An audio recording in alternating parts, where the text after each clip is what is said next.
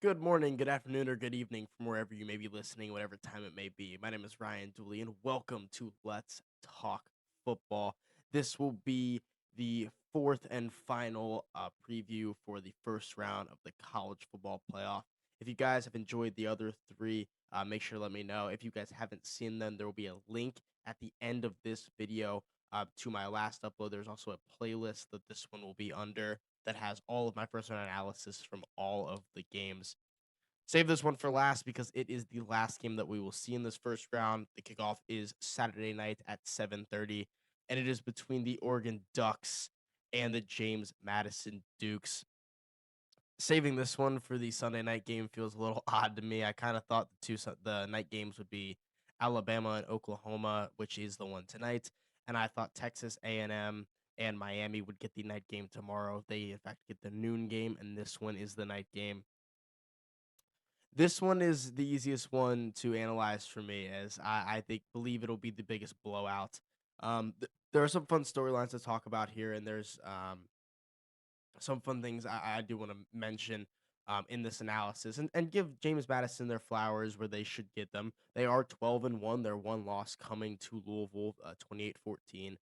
So this is a good team. This is a good group of five team. They win the Sun Belt and sneak in as the ACC champ. Duke Blue Devils would not get it with a 7-5 record, so they're able to steal one of those conference championship spots. I've voiced my opinions plenty of times on how I feel about those automatic bids being in for the conference champions. I think it should be the best 11 teams plus the best group of five team. I don't believe conference champions should have anything to do with it. Um, Conference championships have to matter, but it teams should not be penalized for going to their conference championship. You can maybe I don't hate having conference champions be in, but I don't like the fact that we have now left it up to there can be two conference champion non-power four teams in here in James Madison from the Sun Belt and Tulane from the American. The Tulane Ole Miss game we already saw once this year, and we will see again tomorrow, as that was a blowout. We have not seen James Madison play Oregon, but I think we can all agree this game is not on the tracks to be a close game. I know James Madison is the fun team, especially of the two group of five teams. Their social media team is incredible. They've done a great job marketing this team and getting fans behind them. But this Ducks team is very, very good. I believe they're probably the most underrated team in this entire playoff because they do not have a bye. I think they're seen on a second level under where those teams with a bye have. Um, just a kind of spoiler into next round. It could change depending on what I see tomorrow night. But I do have Oregon beating Texas Tech, who waits the winner of this game, who I believe will be Oregon. So I am very high on them, and a big reason for that is because of their quarterback, Dante Moore. I believe he will be the second pick in the draft, only behind Fernando Mendoza, who I will talk about in later episodes when Indiana will host the winner of Alabama and Oklahoma. But Dante Moore is so damn good. He does not get enough flowers for how he played this year. I believed he should have been getting much more Heisman consideration than he did. What a year he had transferring up to Oregon this year in that Dan Lanning system that seems to just breed quarterbacks. Obviously, Dylan Gabriel now with the Browns, he looked great last year. He finished top three in Heisman voting. Bo Nix now is in Denver with the Broncos. He looks to be having a very strong start to his career. Was another transfer. So transfer quarterbacks, if you're looking to go somewhere, Oregon is definitely one of those places. And if you guys haven't seen already, I talked about some of the transfer quarterbacks in an earlier video and where I had one of them, one of those big names going to Oregon. If you're interested in that, you can check out that video on my channel as well. But yeah, this one it feels like it's going to be a blowout. I have it being a blowout. I think the key to the game is Oregon needs to play their brand of football and not overlook this game. While James Madison maybe doesn't have the resume of some of the other teams in this, including Oregon, they do have a very good resume and they have earned the right to be here. I don't want to take away from their season just because they are a group of five team. I just don't believe that they are on the same level as Oregon. I don't think anyone really believes that they are on the same level, especially going into a night game in Autzen Stadium. there are less there's very few places that I would less like to play than a night game up there in Eugene.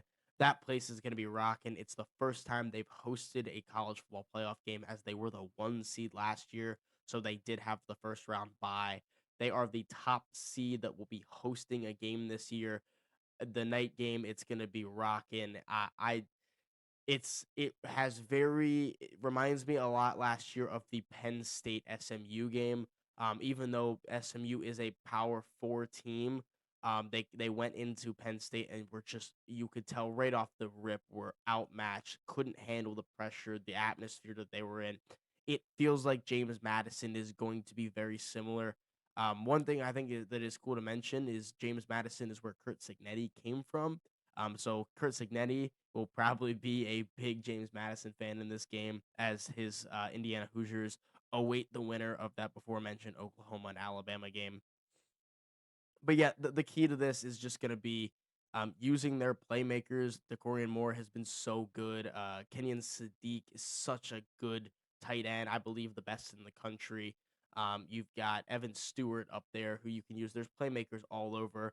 Uh, Dante Moore just needs to utilize them and play the brand of football that they've played all year, get the ground game going, and you let the stadium atmosphere play through your defense and through your entire team, and just take care of business. You can't overlook James Madison, because they are talented enough where if you do overlook them and start making mistakes and turning the ball over, this game could get close and get scary for Oregon.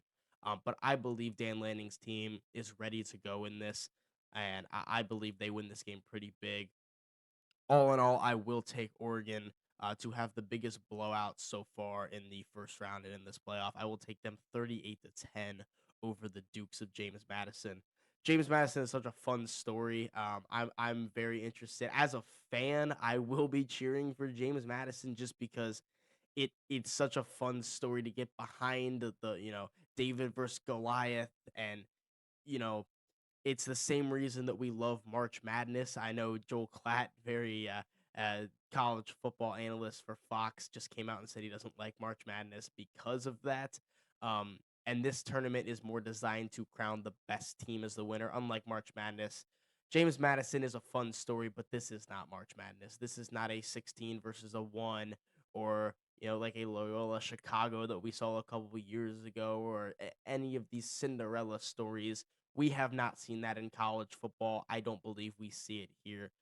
Like I mentioned, I will take the Ducks. I'll take the Ducks big. I don't think this game's ever close. I think the Ducks come out red hot and just stay pedal to the metal. I had this game being even a little worse at first, and I ended up giving James Madison a little bit more of the benefit of the doubt, that maybe Oregon takes off the pressure late in the game. So, like I mentioned, 38-10 is the final I have. Ducks winning pretty comfortably and moving on into round two, where they will go to neutral sites. Yeah, so that's pretty much all I have for this game. The analysis of these games will get a little more in depth the further we get into this college football playoff bracket, especially next week. I believe it'll just be some of the powerhouses left. I don't believe there will be any either James Madison or Tulane moving on.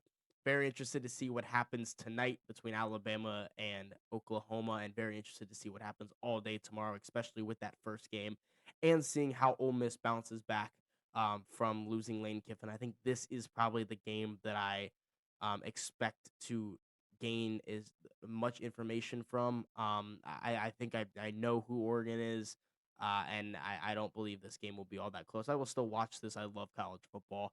And I would love to watch James Madison go in there and maybe make some noise. But yes, I believe this is the game where I will learn the least from about a team. So once again, Oregon 38-10. I believe they are like 21-point favorites. I didn't actually look exactly into what it is, but I believe they cover that pretty easily. Yeah, and get a big win at home in front of that rockin' Autzen Stadium. That is all I have for you today. This will be the last prediction I give until Monday, when I recap the first round of the show, or recap the first round of the playoff in the Monday show. I hope you all enjoy your weekend. I hope you've enjoyed these videos. Be sure to like and subscribe if you enjoyed this. Comment down below. Was there any points I missed in this episode or any of the predictions that I have given. Um, and I hope that you enjoy the rest of your day from wherever you may be listening, whatever time it may be. Thank you for watching Let's Talk Football. Thank you for watching this episode of Let's Talk Football. If you enjoyed what you heard today, make sure to like and subscribe. Also, comment down below with what you would like to see me talk about next. If you enjoyed this video and you want to see more just like it, click on the video right now to see my last episode, and let's talk more football.